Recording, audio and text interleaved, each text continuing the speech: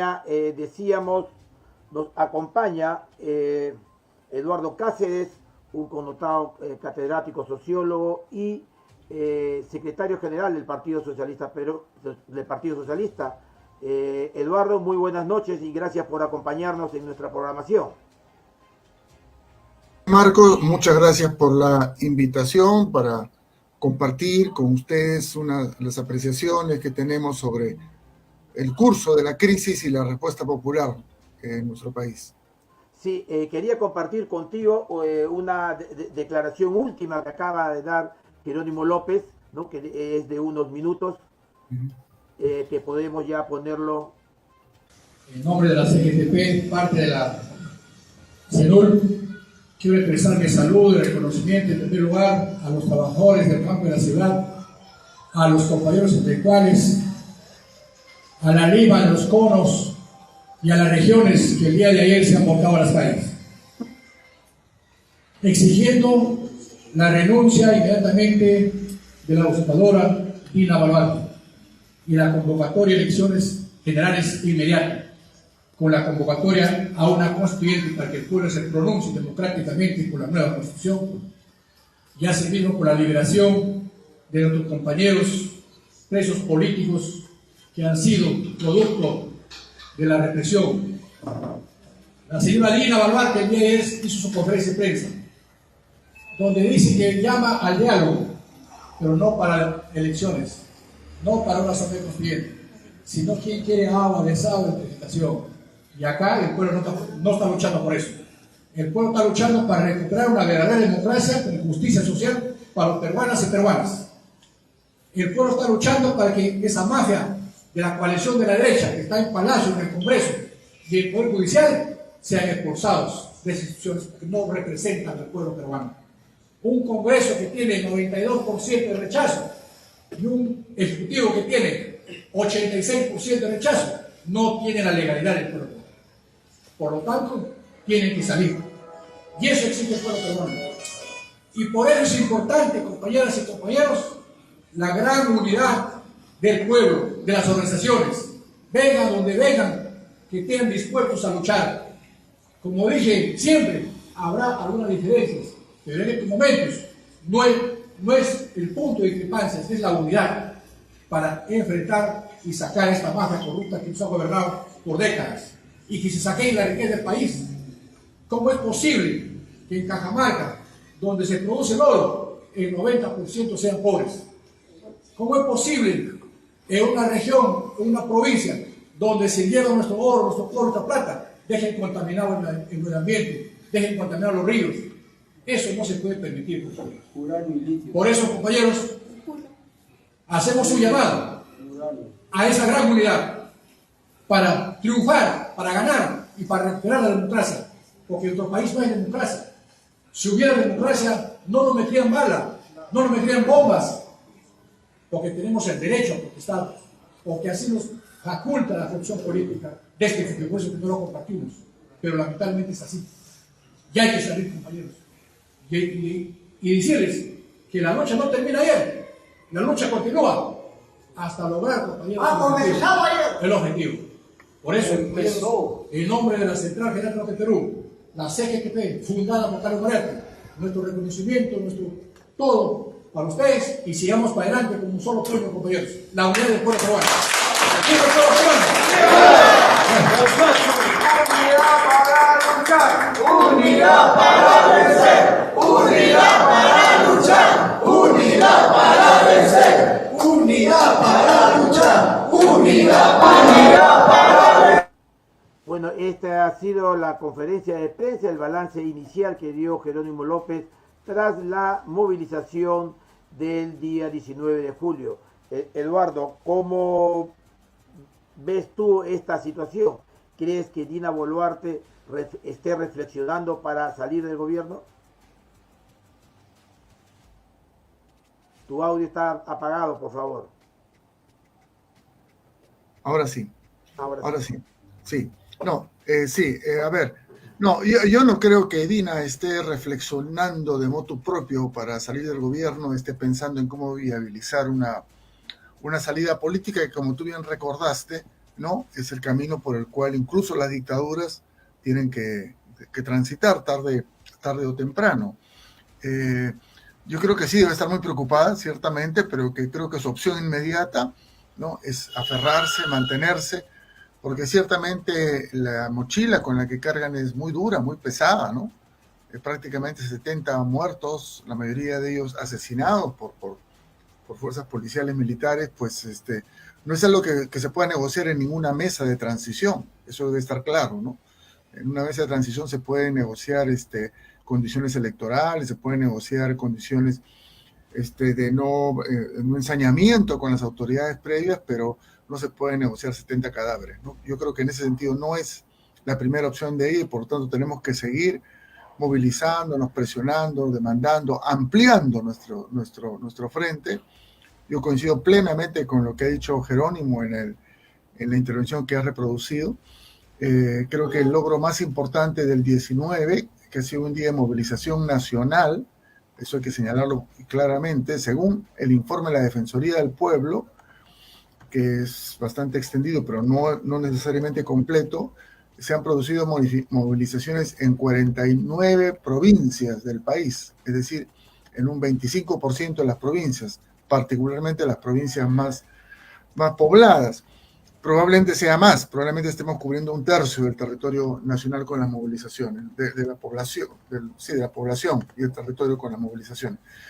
Pero ciertamente lo que más ha llamado la atención ha sido la movilización en Lima, que como tú muy bien has señalado, no ha sido la toma de Lima por poblaciones que llegaron de otros lugares del país, sino ha sido algo así como la retoma de Lima por los limeños frente a estos poderes fácticos, abusivos, prepotentes, criminales, que nos han querido recortar el derecho a movilizarnos, tanto el poder del gobierno central como este poder que usurpa y que ejerce pues de manera grotesca el actual alcalde de Lima. Entonces yo creo que el hecho más importante a resaltar, como lo ha mencionado Jerónimo, como lo has mencionado tú, es la amplitud de la movilización, la incorporación de nuevos sectores, eso creo que es sumamente importante, ¿no?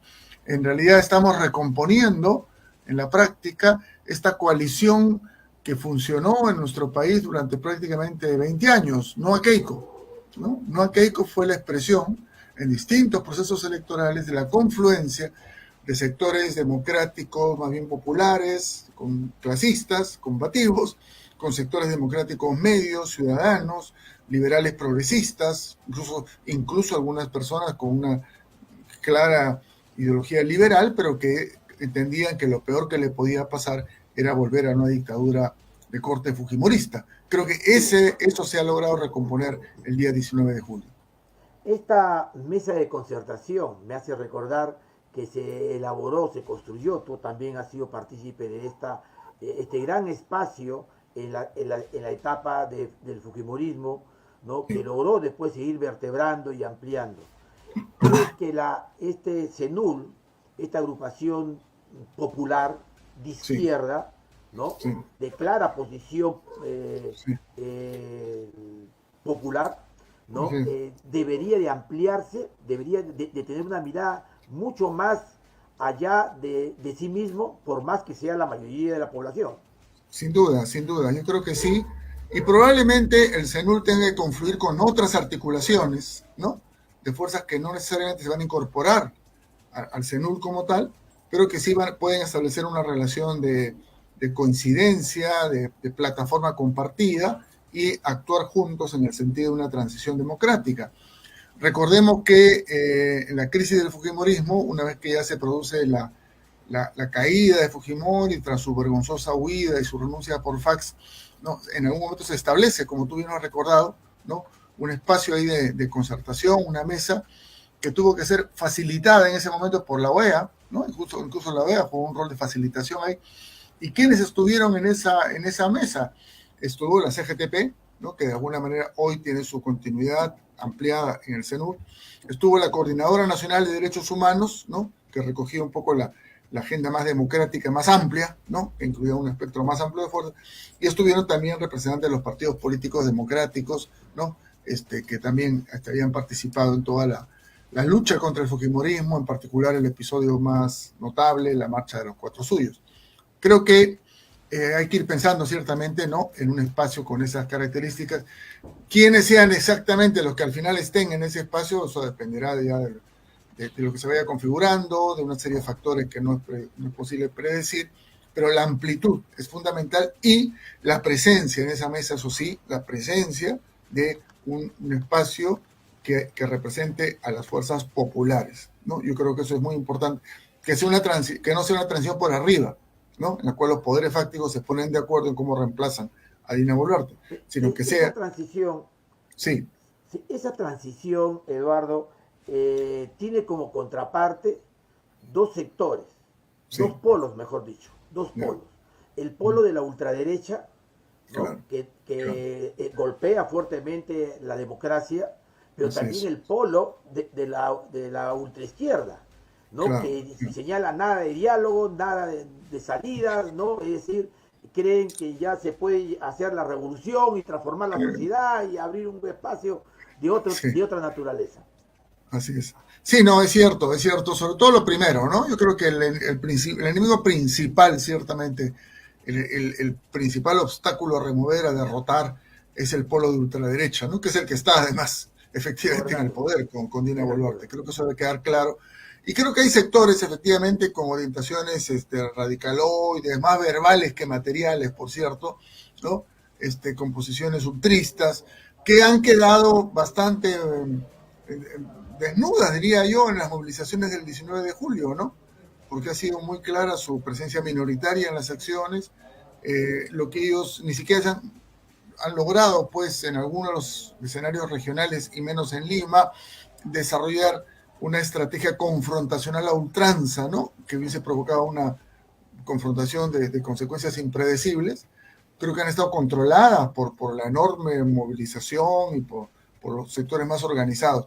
Pero ciertamente hay que tener cuidado porque detrás de esas posiciones se pueden ocultar también otros intereses, ¿no?, que buscan justamente dinamitar desde dentro la posibilidad de una transición democrática. Yo creo que en todo caso la consolidación efectiva como conducción de este movimiento, de la alianza entre el CENUL, la Asamblea de los Pueblos, CGTP y los partidos de la izquierda y del progresismo, esa articulación que se ha consolidado, creo yo, con la conducción del 19 de julio, es la que hay que fortalecer y hay que mantener para que termine siendo la representación legítima de los sectores populares en esta lucha contra esta dictadura. Por otro lado, había una agenda, ¿no?, que no estuvo integrada por dos temas que han sido polémicos en esta gran reunión de Puente de Piedra el 1 y 2 de julio. Uno, que era el adelanto de las elecciones, y el otro, la restitución de Pedro Castillo. ¿Tú crees que ahora debería ya de empezar a tocarse esos temas? Sí, yo creo que sí, ¿no? Yo creo que en la práctica se ha visto en las consignas, en las banderas, en las demandas, se ven las encuestas, la consigna, digamos, la propuesta claramente mayoritaria y unitaria es la propuesta de adelanto de elecciones, ¿no? Creo que la otra propuesta, sin negar que tiene sus seguidores y también sus argumentos, no es políticamente viable, no es la que permite una acumulación de fuerzas más allá de sectores minoritarios de la sociedad, ¿no? Entonces yo creo que en ese sentido, sin entrar a confrontaciones, es la realidad la que está imponiendo y es la realidad la que terminará de imponer el hecho de que cuando se vayan Boluarte y el Congreso, lo que va a venir son elecciones anticipadas. No hay otra forma. No hay otra forma, no hay otra salida política. Pero ¿por qué crees tú que Pedro Castillo, ¿no?, asumiendo su responsabilidad y poniéndose en el perfil que él señala ser un líder popular, campesino, rondero, etcétera, no debería de mirar también, por ejemplo, a Lula, que cuando lo sacaron a él, lo metieron a la cárcel, después se demostró que no había absolutamente nada, él no dijo yo quiero la restitución, me voy a las elecciones y la peleo, ¿no es cierto? Y Evo Morales fue más claro todavía, ¿no? Porque al año siguiente se demostró y los mismos organismos que lo denunciaron internacionalmente han tenido que aceptarlo, ¿no? Y hubo una nueva elección, incluso él no fue candidato, ¿no es cierto? Y volvió a ganar el MAS y siguió el proceso, ¿no? Bueno, no es el caso ahora de hacer una evaluación, reiterar, porque la hemos hecho, una evaluación del gobierno de Castillo, que como gobierno ha tenido un nivel de responsabilidad en este desenlace, más allá de este discurso del día 7 de diciembre en la mañana. Creo que hemos compartido, ¿no?, nuestros partidos, nuestros movimientos, una apreciación crítica de la forma como Castillo, pues, mal manejó, desperdició la oportunidad que se le brindó, ¿no?, con su triunfo electoral, lo cual se expresó en gabinetes mal hechos, precarios, personajes dudosos, etcétera, etcétera, ¿no? Pero ciertamente eso no quita de que la responsabilidad central en la crisis y a quien hay que juzgar y condenar por todo el curso de estos hechos es a la ultraderecha, ¿no? Que incluso con un gobierno impecable de Castillo u otro hubiese hecho exactamente lo mismo, ¿no? Como lo hizo en Brasil, como lo hizo en Bolivia, como lo ha hecho en otros lugares del continente. Entonces creo que, en fin, hay una evaluación ahí que ya le hemos hecho, no vamos a reiterarla ahora. Claro. Y sí, pues creo que se reitera el hecho de que no tiene, pues, probablemente Castillo la talla de liderazgo, ¿no?, de algunos de los personajes que hemos mencionado, ¿no? Y no está a la altura de los acontecimientos. Y lamentablemente tiene un entorno más pequeño, inmediato, ¿no?, que lo alienta a posiciones que en fin, contribuyen a su aislamiento. Yo sí creo, comparto y lo digo explícitamente, que su prisión es absolutamente injusta, ¿no?, y que él debería ser liberado y que continuar con sus procesos en condiciones de libertad, porque los procesos hasta ahora no terminan tampoco de cuajar como tales, ¿no? Son denuncias, son más noticias periodísticas que acciones judiciales, ¿no?, las que lo tienen ahí en la prisión. Yo creo que eso es injusto y creo que en todo caso, pero nuestra salida es clara. La crisis no se resuelve mirando hacia atrás, ¿no es cierto? La crisis no se resuelve mirando hacia atrás, la crisis se resuelve mirando hacia adelante. Y hacia adelante lo que queremos es que se vaya a Boluarte, que se cierre el Congreso, que haya nuevas elecciones y simultáneamente que se ponga en marcha el proceso constituyente. Creo que eso es clarísimo lo que queremos y lo mayoritario. Entonces, ¿tú crees que Pedro Castillo debería de dar un mensaje a todos sus seguidores y a todo el país del cual él presidió, ¿no?, deslindando lo que hizo Lula, ¿no?, con varios ministros que estuvieron en la cárcel involucrados y se le encontró dinero y todas las cosas, ¿no? Sí. Él salió y responsabilizó a esos ministros, ¿no?, que estuvieron en su gobierno. Una cosa es la denuncia política y otra cosa es la denuncia penal, ¿no?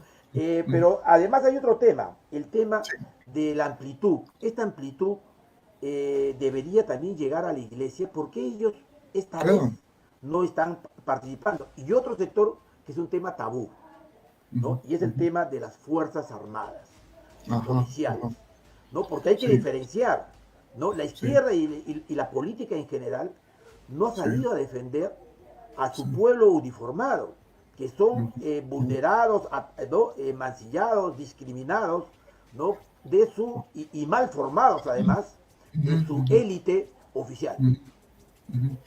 Bueno, sí, primero sobre las iglesias, ciertamente ha habido momentos en los que la Iglesia Católica en particular ha tenido actitudes conciliadoras con el gobierno de Boluarte, y esto es inaceptable, criticable de todo punto de vista. Creo que han habido otras actitudes mucho más claras, sobre todo de algunos obispos de algunas regiones del país. El día 19 tuvimos en la marcha un obispo, ¿no? Estuvo en la marcha el obispo que es el titular de la Comisión Episcopal de Acción Social, CEAS, que es la instancia de la Iglesia Católica que está más cerca de las organizaciones sociales populares. Eso es que se ha hecho público ahí, lo comunicaron y ha estado presente, ¿no? Y eso es muy positivo. Ha habido otras declaraciones de obispos también a favor, defendiendo el derecho a la protesta. Ojalá que esa línea se amplíe y se profundice. Y ciertamente muchas comunidades cristianas de base han estado, como han estado durante décadas, del lado de la lucha popular. Y también la presencia de iglesias evangélicas, ¿no?, que también se pronunciaron con mucha mayor claridad y firmeza inmediatamente después del golpe de Dina Boluarte, y han estado y están presentes. Creo que ahí ese componente de amplitud debe reafirmarse. Sería recomendable, por ejemplo, que nuestros líderes de la CGTP, CENUL, Asamblea de los Pueblos, busquen reuniones formales, ¿no? Eso es Con la talla política. Con la Conferencia Episcopal Peruana de la Iglesia Católica, con el Consejo Intereclesial Evangélico, creo que se llama, ¿no? Y seguramente con otras manifestaciones religiosas que puedan tener presencia en nuestro pueblo, ¿no? Y explicar y buscar acuerdos y pedir solidaridad, etcétera, ¿no?